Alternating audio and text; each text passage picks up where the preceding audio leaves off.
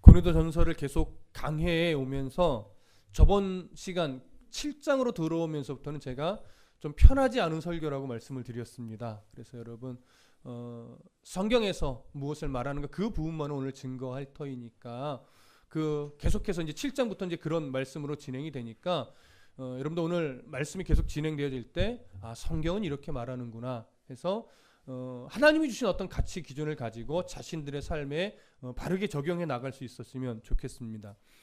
고린도전서 7장 1절부터 7절의 말씀을 앞 시간에 강의를 할 때 7장부터는 어떤 내용으로 지금 진행이 된다고 말씀을 드렸냐면 고린도 교회 성도들이 바울에게 교회에 지금 이런 문제들이 있습니다. 이런 문제들에 대해서 어떻게 해야 될지 모르겠으니 바울 당신께서 이런 문제들에 대해서 우리에게 답변을 해 주십시오. 이런 어떤 편지를 요청한 것들에 대해서 바울이 이제 하나하나 답변을 하기 시작하는데 일단 7장 1절부터 7절의 내용에서는 주로 어떤 내용이었었냐면 남자가 여자를 가까이 하지 아니함이 좋다라고 하는 부분에 대한 답변이었어요. 그러니까 남자가 여자를 가까이 하지 않는다는 것은 결국 뭐였냐면 성적으로 관계를 갖지 않는 것이 더 옳다. 그러니까 이건 기본적으로 누구 사이에서 해당이 되는 거예요? 부부 사이에서 해당이 되는 거죠. 근데 부부 사이에서 왜 남편이 아내와 성적인 관계를 갖지 않는 것이 좋다라고 말했었냐면 그건 바울의 견해가 아니라 고린도 교회 안에 지금 들어온 율법주의적이 아니죠. 영지주의적 이원론에 의해서 고린도 교회 안에는 어떤 흐름으로 두 가지 방향으로 주로 이제 이 문제가 갈라지는데 영지주의적 이원론은 기본적으로 육은 악하고 영은 선하니까 육은 영이 선에서 구원받았으면 육은 어떻게든지 상관없다라고 하는 극단적 방종주의로 나가는 모습이 모양새가 안에 있었어요. 그것이 바로 6장까지 앞부분의 내용이었어요. 그래서 함부로 음행의 몸을 내던지면서도 죄책감을 갖지 않는 거죠. 그것이 죄라는 걸 인정하지 않는 거. 이게 뭐냐면 극단적 방종주의였어요. 근데 이와 반대로 극단적 금욕주의가 또 하나 나왔어요. 똑같은 영지주의적 이원론에서 발생을 했는데 극단적 금욕주의는 뭐냐면 영이 선하고 거룩하기 때문에 육을 함부로 자기 정력대로 살아내면 영에 영향을 미칠 수 있다. 그러니까 육신의 어떤 정력들을 최대한 절제할 때만이 거룩한 영이 더 거룩하게 유지될 수 있다. 그러니까 성적으로도 마찬가지다. 오히려 결혼을 했다 하더라도 남편과 아내가 서로 성적인 관계를 맺지 않아야 영이 더 거룩해진 것이고 결혼하지 않은 사람은 오히려 성적인 관계를 갖지 않기 위해서 결혼 안 하는 것이 더 옳고 결혼했음에도 불구하고 이 거룩성을 더 거룩하게 유지하기를 원한다면 차라리 이혼하는 게 더 거룩에 도움이 된다. 이런 말도 안 되는 가치관이 생겨나고 이런 말도 안 되는 생각 때문에 실제로 부부 관계에 있어서 성적 관계를 안 맺으려고 하고 때로는 이혼하려고 하고 때로는 이혼하기도 하는 거예요. 그래서 7절까지 내용에서는 바울이 뭘 강조했냐면 그런 것이 거룩을 유지하는 데 도움이 되지 않는다. 오히려 그렇게 거룩하려고 하다가 마음속에 일어나는 어떤 사람의 성적 욕구로 인해서 더 죄 가운데 빠질 수 있다. 그러니까 부부는 뭐 하지 말아라? 분방하지 말아라. 그러니까 단순하게 성적인 문제를 위해서 이야기를 꺼내는 것이 아니라 극단적 금욕주의 때문에 이 얘기를 하는 거란 말이에요. 그래서 분방하지 말라라고 하는 이야기가 앞에 7절까지 나왔습니다. 근데 오늘은 그와 연결해서 이제는 이혼에 관한 부분을 바울이 끄집어내는 거예요. 근데 오늘도 중간중간 말씀을 드리겠지만 이혼이 옳으냐 그르냐를 사실은 말하기 위해서 오늘 본문이 있는 것이 아니라 오늘 본문에 관한 이혼은 이혼 자체가 주제가 아니라 극단적 금욕주의자들에 의해서 이혼이 오히려 거룩한 것인 양 포장되어지고 있는 그런 모습들이 있기 때문에 이혼에 대해서 지금 끄집어내는 겁니다. 이 전제를 아시겠죠? 자, 그런 어떤 일단의 전제를 가지고 오늘 본문의 내용으로 들어가도록 하겠습니다. 8절과 9절 다 같이 읽고 말씀으로 들어갈게요. 8절과 9절 함께 읽습니다. 시작. 내가 결혼하지 아니한 자들과 과부들에게 이르노니 나와 같이 그냥 지내는 것이 좋으니라. 만일 절제할 수 없거든 결혼하라. 정욕이 불같이 타는 것보다 결혼하는 것이 나으니라. 자, 8절을 보시면 내가 결혼하지 아니한 자들과 그 다음에 과부들에게 이른다라고 해서 두 부류를 얘기합니다. 첫 번째는 결혼하지 아니한 자들, 두 번째는 과부들이에요. 그러면 일단 결혼하지 아니한 자들은 누구를 말하느냐? 여기 결혼하지 아니한 자들이라는 헬라 단어가 아가모스인데요. 이 아가모스란 단어는 말 그대로 지금 결혼하지 않고 혼자 살아가는 남자와 여자를 다 지칭하는 단어예요. 원래는. 근데 오늘 본문에서는 이게 남성형으로 사용되고 있어요. 그러다 보니까 학자들 간에는 결혼하지 않은 남자들을 말하는 것이다, 이렇게 좀 단정지어서 결론을 맺는 학자들도 있는데, 주로 남자들에 해당이 되기는 하나, 잘 이해하셔야 돼요. 주로 남자들에게 해당이 되기는 하나, 이거는 여자를 배제하는 표현은 아니라고 봅니다. 그래서 현재 결혼하지 아니한 남자와 여자를 다 포함해서 말하는 것이지만 약간 무게중심이 누구한테 쏠리겠어요? 남자. 왜냐하면 성적인 부분은 남자들이 더 위험해요. 그건 고대나 지금이나 동일합니다. 그래서 남자 쪽에 좀 치중돼 있으나 남자와 여자가 동일하게 포함이 되는 겁니다. 그러면 결혼한 적이 없는 남자와 여자만을 말하는 걸까요? 오늘 본문의 흐름으로 보아 이거는 결혼하지 아니한 남자와 여자만을 의미하는 것으로 이렇게 제한하기보다는 어디까지 넓혀서 보는 것이 더 낫냐면, 결혼한 적이 있으나 현재는 홀로 살아가는 남자나 여자, 그러니까 이혼했을 가능성도 있고 사별했을 가능성도 있고, 아니면 또 하나가 있죠. 극단적 금욕주의로 인해서 뭐 별거를 하고 있다거나 어찌됐거나 지금 홀로 살아가는 그런 사람들이 여기 이 대상에 해당이 되는 거예요. 그럼 또 하나 부류를 말합니다. 뭐죠? 과부.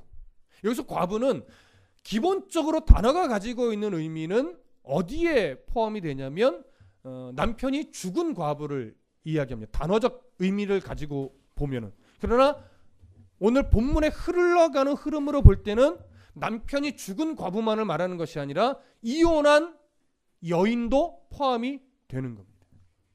그렇기 때문에 이 두 부류는 결국 무슨 대조를 이뤄요? 결혼을 했든 결혼을 하지 않았든 어찌됐건 오늘 혼자 살아가고 있는 남자들이나 여자들에게 해당이 되는 거예요. 근데 이 부류들이 오늘 본문의 흐름상 어느 쪽에 초점을 조금 더 맞추고 있느냐면, 왜 이들에게 권면을 시작하냐면, 극단적 금욕주의로 인해서 남자와 여자가 가까이 안 하려고 하고 결혼하지 않으려고 하고 결혼했다 하더라도 이혼하려고 하는 이런 분위기가 자꾸 만들어지고 있기 때문에 바울이 지금 이 얘기를 끄집어내는 겁니다. 근데 그런 부류의 사람들에게 바울이 뭐라고 말하냐면, 내가 결혼하지 아니한 자들과 과부들에게 이르노니 나와 같이 그냥 지내는 것이 좋다. 이미 이혼을 했거나 아니면 뭐 상처를 했거나 아니면 결혼을 안 했다면 나와 같이 그냥 독신으로 지내는 것도 어떻다? 좋다. 나 저번 시간에 그 말씀 드렸어요. 바울이 지금 이 얘기를 하는 건 결혼보다 독신이 더 좋은 거다, 우월한 거다, 이 얘기를 하려고 지금 끄집어냈다고 말씀드렸나요? 그렇지 않았어요. 결혼보다 독신이 좋다라고는 의미가 아니라 당시 지금 상황 때문에 그래요. 두 가지 상황이 있었죠. 첫 번째는 임박한 종말론을 가지고 있던 때예요. 그때는. 그러니까 예수님이 곧 오실 거니까 차라리 뭐 결혼하지 않는 것도 괜찮겠다 이 얘기랑, 왜? 곧 오시는데 결혼하면 뭐 하겠어요? 오히려 신앙을 지켜내는 데는 독신도 괜찮다는 거예요. 근데 또 그것을 주장하는 두 번째 이유는 뭐였어요? 예수님이 곧 오실 때 가까워오다 보니까 이제 기독교인들이 박해를 받을 것이 뻔히 예상이 되는 거예요. 그러니까 이런 박해 속에서 결혼을 해버리면 신앙 지키기가 어렵죠. 왜? 아내 때문에, 자녀들 때문에 타협해야 될 일들이 생긴단 말이에요. 나 혼자면 까짓거 죽고 말지 뭐 이럴 용기를 그나마 낼 수 있을 텐데, 아내 때문에 어떻게 죽겠어요? 자식들 때문에 어떻게 죽겠어요? 그러니까 이런 어떤 당시의 분위기로 인해서 바울은 이런 상황이라면, 너희들이 결혼하지 아니했다면 그리고 이혼을 했다면 어찌됐거나 홀로 살고 있는 중이라면 굳이 결혼을 하는 것보다는 혼자 살면서 신앙을 더 건강하게 지켜내는 것도 나쁘지 않다, 이런 의미예요. 그것이 좋다 이것이 아니라 그것도 나쁘지 않다 이 얘기를 하는 거죠. 그러면서 9절에 이 얘기를 합니다. 그러나 만일 절제할 수 없거든 뭐 해라? 결혼해라. 고민하지 말고 그건 결혼하는 것이 맞다 이 얘기를 하는 거예요. 그래서 정력이 불같이 타는 것보다 결혼하는 것이 나으니라. 자, 그러면 여기서 바울이 한 가지 중요한 이야기를 해요. 정력이 사람들 안에 끌어오르는 것을 죄라고 말합니까? 죄라고 말하지는 않습니까? 죄라고 말하지는 않습니다. 왜냐하면 사람이 가지고 있는 성적 본능이라고 하는 것은 자연스러운 것이고 하나님이 주신 거예요. 그러면 성적인 어떤 본능이 일어나는 것이 죄가 아니라 그것을 어떻게 해결하느냐, 그 결과가 죄가 될 수도 있고 아름다운 것이 될 수도 있는 거예요. 그럼 뭐가 아름다운 거죠? 부부 안에서 일어나는 성적 행위는 그건 아름다운 거예요. 그러나 부부를 거스려서 그 외에 일어나는 모든 성적 행위는 다 죄가 되는 겁니다. 그러면 왜 정력이 끌어오르는 것을 이야기할까요? 정력이 끌어오르는 것을요, 바른 방법으로 해결하지 않으면 결국 그 마음에 평안을 이룰 수가 없어요. 무슨 말씀 이해되시죠? 그것이 그냥 아무런 기준 없이 그냥 방치가 되면 결국 어떻게 돼요? 죄의 자리로, 음행의 자리로 가는 결과를 낳게 된다면, 그러면 이제 그거는 죄가 되는 겁니다. 그렇기 때문에 청소년들에게 바른 성교육이 필요하고, 그렇기 때문에 청년들이 할 수 있으면 빨리 배필을 만나서 결혼하는 것이 좋고, 그리고 또 부부간에 더 건강한 어떤 관계로 회복이 되고 더 아름답게 세워져 가는 것이 그래서 중요한 겁니다. 자, 그렇다면 오늘 바울이 이렇게 결혼과 또 결혼해야 될 사람들에게 오히려 정력이 끌어오르는 것보다 결혼하는 게 더 좋다라고 권면을 할 때 여기 또 하나가 있죠. 결혼하지 않은 사람들은 이 부분이 해당이 되는데, 결혼을 한 경험이 있는데 혼자 사는 사람, 이분들에게 지금 바울은 뭐라고 말하는 거예요? 그냥 혼자 살아도 좋다, 신앙을 지켜낼 수 있다면, 그러나 이 성에 대한 부분을 해결할 수 없다면 뭐 하는 것이 좋다? 결혼하는 것이 좋다. 이 말의 전제가 뭐였어요?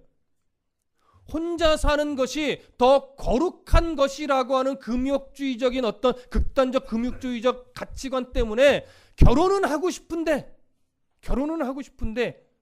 혼자 사는 것이 더 거룩한 거야 라고 하면서 그것을 눌러가며 견딜 필요는 없다. 그건 그렇게 해서 거룩해지는 것이 아니다라고 하는 거지.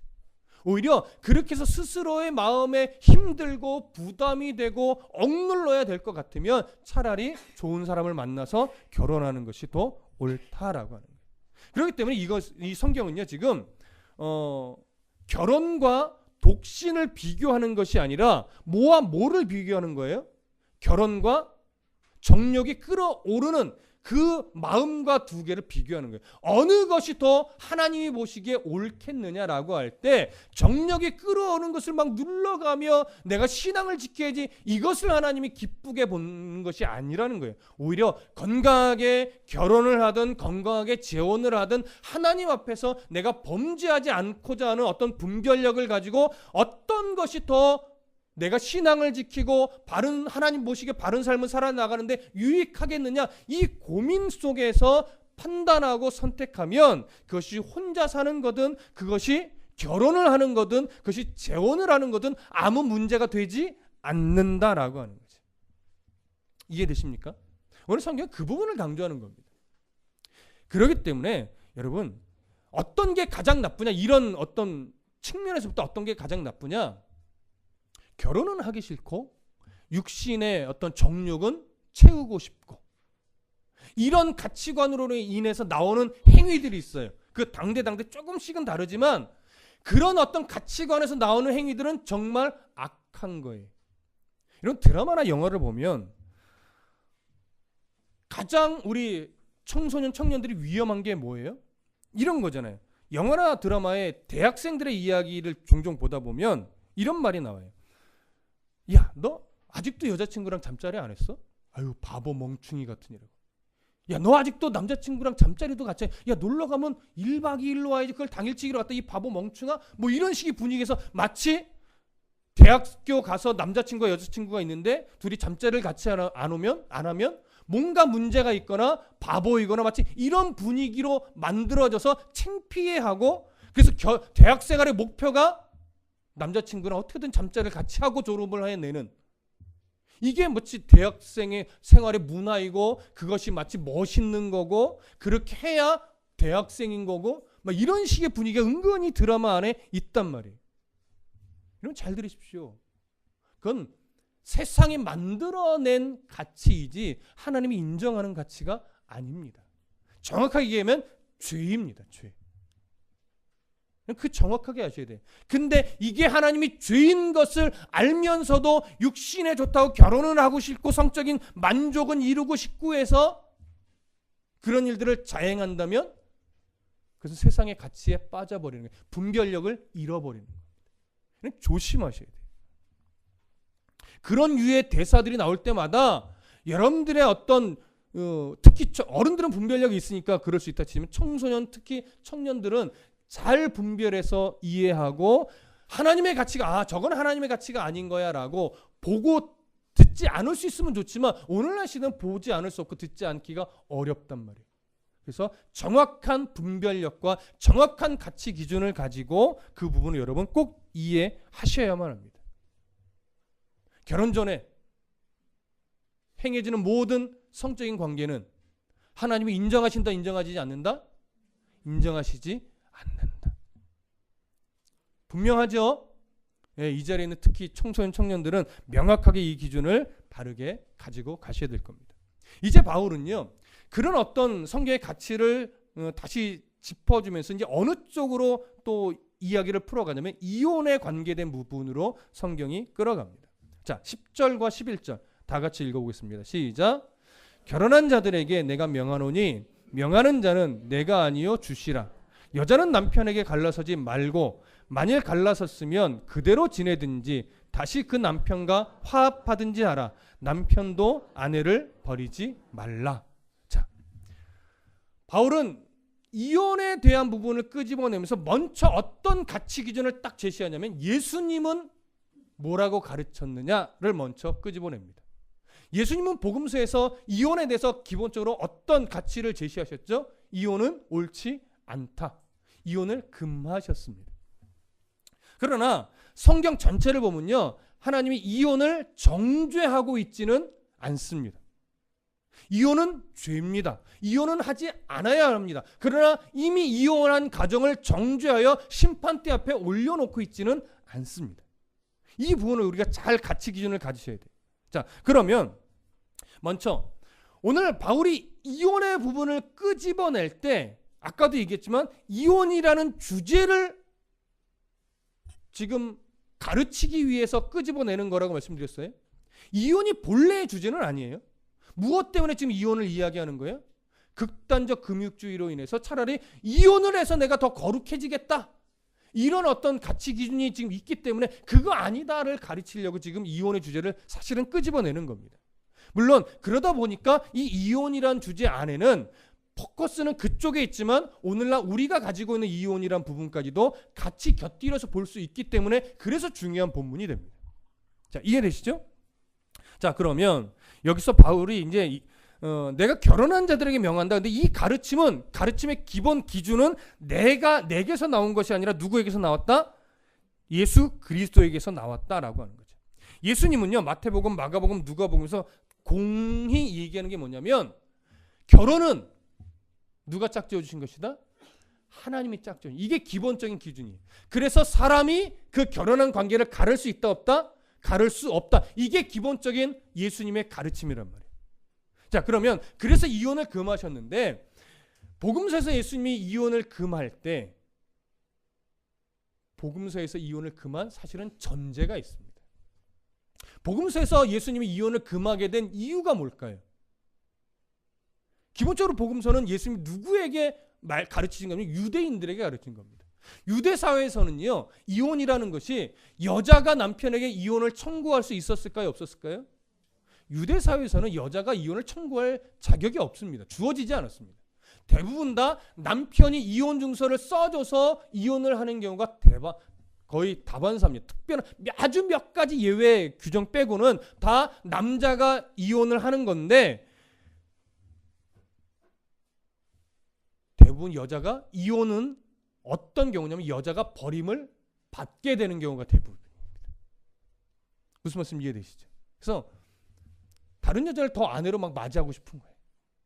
그러니까 어떻게 돼요? 지금의 여자를 버리고 이혼 증서를 써줘서 쫓아내고 그리고서 또 새로운 아내를 얻고, 물론 여러 아내를 얻는 문화였지만 너무나 쉽게 남자들은 여자를 버리게 되는 거예요. 근데 여자를 버리게 되면 그 여자는 어떻게 되느냐, 인생이 가장 비참한 삶을 살아가게 돼요. 물론 이혼 증서를 써주면 재혼을 할 수 있다 치지만 당시 문화 안에서요, 이혼당한 여자를 다시 아내로 맞아들이는 경우는 흔하지 않습니다. 이혼 당한 상태에서는요, 경제적인 삶이 살아가기가 어렵습니다. 법적으로도 누가 변호를 해주지 않습니다. 그러니까 그 당시에 이런 보호를 받지 못하는 세 부류가 누구예요? 과부, 고아, 나그네. 이게 가장 비참한 삶을 살아가는, 왜? 법적으로 보호를 받지 못해요. 누군가 억울한 일을 당했을 때 변호를 안 해줘요.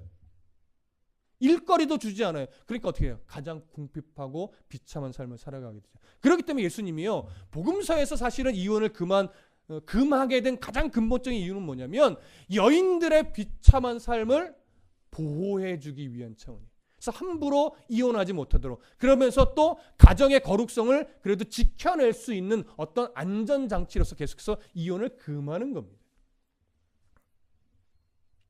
그러나 오늘 바울이 고린도 교회에 이야기하는 이유는 약간 초점이 다릅니다. 당시 헬라 문화에서는요, 여자도 이혼을 청구할 수 있는 문화였습니다. 그러니까 여자도 법정에 이혼을 청구해서 이혼을 할 수 있었어요. 남자도 이혼을 청구해서 이혼을 할 수 있었고요. 그러나 누구 쪽에 더 유리하겠어요? 남자 쪽에 더 유리하죠. 그건 뭐 당연한 겁니다. 자, 그렇다면 오늘 본문이 이혼에 초점을 맞추고 있다면 어떤 이유로 이혼을 하면 안 된다, 어떤 이유는 된다, 뭐 이런 식의 어떤 이혼의 사유에 대해서 좀 끄집어냈겠죠. 근데 오늘 본문에서 이혼의 사유에 대해서 끄집어내나요? 이혼의 사유는 절대란다. 이혼의 사유에 대해서는 끄집어내고 있지는 않단 말이에요. 왜 그러냐면 오늘 본문의 이혼은요, 나는 이런 이유로 못 살아, 난 저런 이유로 못 살아, 이런 어떤 이유를 끄집어내는 데 초점이 있는 것이 아니라 이혼을 함으로 더 거룩해지려고 하는 그들의 가치관이 잘못됐음을 지금 드러내는 거란 말이에요. 그래서 이혼을 마음 먹고 있는 가정이라면 이혼을 하는 것이 더 거룩해지는 것이 아니니까 이혼을 해라 하지 마라? 하지 마라. 그건 안 된다, 그런 이유로는. 그 다음에 이미 이혼을 해버렸다면, 성경은 정죄하지는 않습니다. 이혼을 해버렸다면 어떻게 하라는 거예요? 그런 이유로 이혼을 해버렸다면 그냥 혼자 지내는 것도 좋다. 그래서 네 신앙을 더 거룩하게 지켜내라. 대신에 신앙의 가치관은 바르게 잡아야 되는 거죠. 그러나 그런 식으로 이혼한 것이 옳지 않다라는 것을 알았다면 어떻게 하라는 거예요? 다시 본 남편과 다시 본 아내와 다시 합쳐라. 그래서 성경에서 말하는, 하나님이 가르쳐주는 다시 바른 가정을 만들어내는 것이, 회복하는 것이 더 옳은 것이다, 이 얘기를 하는 거죠. 여러분, 무슨 말씀인지 이해되십니까? 단순하게 이혼이 주제가 되는 거였다면 이혼의 사유를 끄집어내고 안 되는 이혼과 허락되는 이혼과 뭐 이런 것들을 이야기했을 거예요. 그러나 그렇지 않단 말이죠. 이것을 만약에 이 기준을 가지고 무조건 이혼은 안 돼, 무조건 합쳐야 돼, 이런 식의 기준으로 만약에 간다면 자칫 어떤 가정은 더 큰 고통을 겪고 더 큰 죄악에 빠질 수도 있단 말이에요. 성경은 무조건적으로 이혼을 금하지는 않습니다. 성경은 무조건적으로 재혼을 허락하지는 않습니다. 성경은 무조건적으로 본래의 남편과 본래의 아내와 합치라고 권하지는 않습니다. 그러나 할 수 있다면 본래의 남편과 아내가 합쳐져서 하나님이 기뻐하시는 아름다운 가정을 꾸려내는 것이 옳고, 정욕에 불타는 것보다는 오히려 다시금 재혼하여 하나님 기뻐하는 가정을 만들어내는 것이 더 좋다. 그러나 홀로 살 수 있다, 어떤 독신의 은사가 있다면, 성적인 어떤 욕구에 제어를 할 수 있는 사람이라면 홀로 살면서 하나님 앞에 바른 삶을 살아가는 것도 나쁘지 않다. 다 문을 어떻게 해요? 다 열어주고 있단 말이에요. 근데 거기에 기준은 항상 뭐가 있어요? 정말 하나님 앞에서 바른 삶을 살아가고 건강한 가정을 다시금 꾸려내고자 하는 그런 고민 속에서 어떻게 하는 것이 정말 하나님 보시기에 더 아름답고 건강하고 복된 가정을 꾸릴 수 있을까에 대한 고민 속에서 선택하고 뭐라는 거예요? 판단하라는 거죠. 그런 고민과 판단이 없다면 자칫 이혼이라는 것이, 재혼이라는 것이, 합친다라고 하는 것이 율법적이 될 수도 있다라고 하는 거죠. 그렇기 때문에 오늘 본문을 이혼을 하라는 거야 말라는 거예요? 재혼을 하라는 거야 말라는 거예요? 혼자 살라는 거야 말라는 거예요? 이런 식의 어떤 이혼론 쪽으로 가시면 안 됩니다. 그런 걸 얘기하는 것이 아닙니다. 이혼을 했다면 그런 연약함을 고백하고 다시금 어떻게 하는 것이 하나님 앞에 좋을 것인가, 어떻게 하는 것이 하나님 앞에 더 거룩한 백성의 모습을 지켜낼 수 있을 것인가, 이 고민을 하라는 거예요. 아직 결혼을 안 했다면 어떠한 배우자를 만나 어떠한 가정을 꾸리는 것이 더 하나님 보시기에 좋을까, 이 고민을 하라는 거죠. 오늘 기준이 그걸 제시하고 싶은 겁니다. 자, 그래서 오늘 제가 결론적으로 무슨 이야기를 하고 싶으냐면, 결혼을 하지 않은 청년들도, 또 이혼의 경험이 있는 어떤 가정도, 또 그래서 재혼을 해야 되겠다 마음먹은 가정이 또 있다면, 그 모습은 하나님이 기뻐하는 건강한 가정으로, 건강한 부부관계로 회복되는 부분에 대한 고민과 기도와 하나님 앞에 엎드림이 필요합니다. 그래서 어떻게 회복되어져야 될 소망을 가져야 될 것인가, 어떤 가정을 꾸려야 될 것인가에 대한 소망을 가져야 될 것인가, 이 부분을 제시하고 오늘 본문의 말씀을 좀 매듭 짓고자 합니다. 골로새서로 가보시죠. 골로새서 3장으로 가보겠습니다. 골로새서 3장 18절 19절.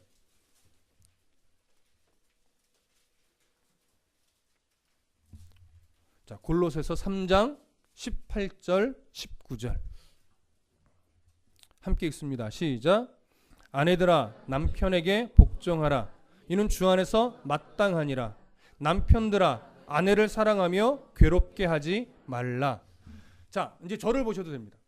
바울이 골로새 교회 안에 있는 믿음의 부부에게 전하는 메시지입니다. 믿지 않는 사람이 아니에요. 믿음의 남편과 믿음의 아내에게 전하는 메시지인데, 시작을 이렇게 합니다. 아내들아 남편에게 복종하라. 번역이 잘못됐습니다. 복종하라가 아니에요. 아내들아, 그 남편들이, 이 믿음의 남편이죠, 그 남편들에게 복종되어져라. 이게 수동태적인 명령이에요. 네가 능동적으로 복종하라가 아니라 복종되어져라 이거예요. 그 근거를 뭘로 두냐면 뒤에 이는 주 안에서 마땅하니라. 이것도 번역이 좀 이상합니다.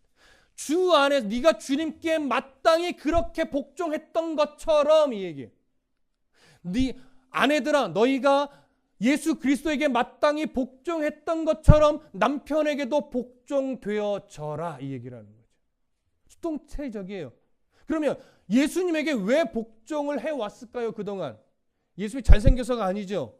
예수님이 돈을 많이 벌어와서도 아니죠. 예수님이 우리를 위해 십자가에 죽어진 그 희생적인 사랑, 그 사랑을 받았기 때문에, 그 영적인 깊은 사랑과 영적인 권위 때문에 마땅히 예수님께 말씀에 복종하며 살아왔던 거예요. 예수님께 그렇게 복종했던 것처럼 아내들아 남편들에게 복종되어져라는 거죠. 그렇기 때문에 이 본문을 더 정확하게 이해하려면 19절까지 일단 이해를 하셔야 돼요. 자, 19절 다시 한번 보세요. 남편들아 아내를 사랑하며 괴롭게 하지 말라. 여기서는 그 남편이에요. 믿음의 남편들아, 믿음의 남편들아 믿음의 아내를 사랑하라는 거예요. 이 사랑이 무슨 단어로 썼을까요? 아가페로 쓰고 있습니다. 왜 아가페를 써요? 예수님이 교회를 위하여, 예수님이 우리들을 위하여 보여주신 그 희생적이고 헌신적이고 조건 없는 그 사랑으로 우리에게 생명을 내어주셨던 것처럼 남편들아 아내를 그렇게 조건 없이 희생하며 사랑하라는 거죠. 그렇게 사랑해야만 예수님이 믿음의 백성들 앞에서 영적인 권위가 서 있는 것처럼 남편도 아내에게 어떻게 된다? 영적인 권위가 세워질 수 있다 이거예요. 남편에게 그런 영적인 권위가 바르게 세워지면 아내들은 복종하게 되어져 있다라고 하는 거죠. 무슨 말씀 이해되십니까? 그럴 때 비로소 부부 관계가 건강하게 세워지는 거예요. 그래서 남편들은 아내를 사랑하며 괴롭게 하지 말라라고 하는 것은 그런 영적인 권위가 서 있지 않으면 아내로부터 뭘 받을 수 있다? 괴롭힘을 받을 수 있다라고 하는 거죠. 그렇기 때문에 저 또한 종종 아내에게 이렇게 혼나는 것들이 있어요. 이게 지적받는 거죠. 그 지적받는 게 뭐예요? 남편으로서 마땅히 해줘야 될 걸 제가 게을리할 때, 그때 지적받아요. 남편이 목사이니까 웬만해서는 잘 지적을 안 하는데 가끔 남편이지만 또 뭐예요? 아빠잖아요, 애들한테. 근데 그 역할에 내가 해야만 하는데 안 할 때, 이게 뭐냐면 여보 다음 주 금요일에 애들 대학교 뭐 이렇게 자소서 쓰고 하는 거 학교에서 강의가 있대. 당신 한 번은 가봐야 되지 않겠어? 근데 이제 저는 속으로는 맞아. 그래 한 번은 가서 나도 들어줘야지. 근데 마음 한편에 뭐가 있냐면 시간이 아까운 거예요. 내가 그 시간에 성경 한 자를 더 보지 내가 그걸 듣고 있어. 아유 가긴 가야 되는데 가기는 싫은데 이런 거예요. 그러니까 내가 알았어 내가 같이 갈게라고 밝게 대답해 줬으면 아내가 기분이 좋았을 텐데 알았어. 반응이 이렇게 한 거죠. 아내가 기분이 좋을까요? 좋지 않죠. 그러니까 남편으로서 마땅히 해야 될 역할과 내용이 있단 말이에요. 또 아이들의 아빠로서 해줘야 될 역할과 이게 있단 말이에요. 근데 그것에 한 부분 게을러졌을 때, 나를 희생할 줄 모르고 내가 헌신할 줄 모르고 그걸 내 중심으로 이기적으로 해서 나 귀찮아 막 이렇게 해버릴 때 어떻게 돼요? 아내들한테 괴롭힘을 당하는 거죠. 괴롭힘이라는 건 막 바가지 긁는다는 것이 아니라 아내의 마음이 상한다는 얘기예요.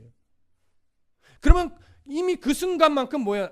남편에서 권위가 서요, 안 서요? 안 서죠. 자기 해야 될 걸 안 하는데 권위가 서요? 그러면 아내가 남편에게 이 표현을 복종이라고 해서 그렇지 이제 남편의 가장으로서 인정해주지 않는다라고 하는 그 부분에서만큼. 그러니까 건강한 가정은 뭡니까? 남편이 남편의 자리에 서 있고 아내가 아내의 자리에 서서 서로를 존중해주고 인정해줄 수 있는 관계가 될 때 그게 가장 건강한 가정이에요. 자녀가 자녀의 위치에 있고 아빠가 아빠의 위치에 있어서 그 역할을 책임을 다해줄 때 서로가 인정되어질 때 그때 비로소 건강한 또 부모와 자식의 관계가 된단 말이에요. 근데 이 역할에서 어느 하나 자기 역할에 소홀할 때 서로의 위치를 인정해주지 않게 되고 존중해주지 않게 되고 그러면서 어그러지는 거예요. 근데 이게 골이 깊어지면 이제 어디까지 가는 거예요? 그래서 이혼까지 간단 말이에요. 그러니까 회복이라는 건 뭐냐면 또 결혼이라는 건 뭐냐면 내가 남편으로서의 위치에 바르게 서 있어 주려고 하는 자세예요. 근데 성경은 그것을 뭐라고 말하냐면 아가페적인 사랑을 해내라는 거죠. 아가페적인 사랑이 뭐예요? 조건을 달지 않는 거예요. 희생할 줄 아는 거예요. 헌신할 줄 아는 거예요. 야, 이게 정말 어려운 거죠. 남편이 그렇게 아내를 희생하며 사랑한다면 예수 그리스도의 희생을 닮아 본받아서 그렇게 헌신적으로 아내를 사랑해 줄 수 있다면 어느 아내가 어느 믿음의 아내가 그 모습 속에서 예수 그리스도를 발견하지 못하겠느냐는 거죠. 남편의 모습에서 예수 그리스도의 형상을 발견한다면 순종하지 않겠느냐라고 하는 거죠. 당연히 순종하게 된다는 거예요. 그래서 그런 남편의 위치가 바로 세워질 때 아내들아 그런 남편에게 뭐하라? 순종되어져라 이거예요. 그러니까 사실 저는 19절 20절을 아내에게 주는 메시지로 보지 않습니다. 남편에게 주는 메시지입니다. 왜? 믿음의 가장이니까. 영적 가장이니까. 이런 가정으로 회복되어질 때 가정은 건강해지고 부모와 자식의 관계도 건강해질 수 있습니다. 여러분, 이런 가정을 만드시기를 소망하십시오. 그리고 이런 가정을 지금 만들어 가 주셔야만 합니다. 그리고 청년들은 이런 가정이 될 수 있도록 배우자의 기준을 좋은 직장, 외모 훤칠하고 키 180 이상 뭐 이런 걸로 제발 기준 잡지 말고 내가 저 남자와 또 저 아내와 결혼할 때 내가 정말 믿음의 가정 역할을 또 믿음의 가정에서 내가 존중할 수 있는 사람인가?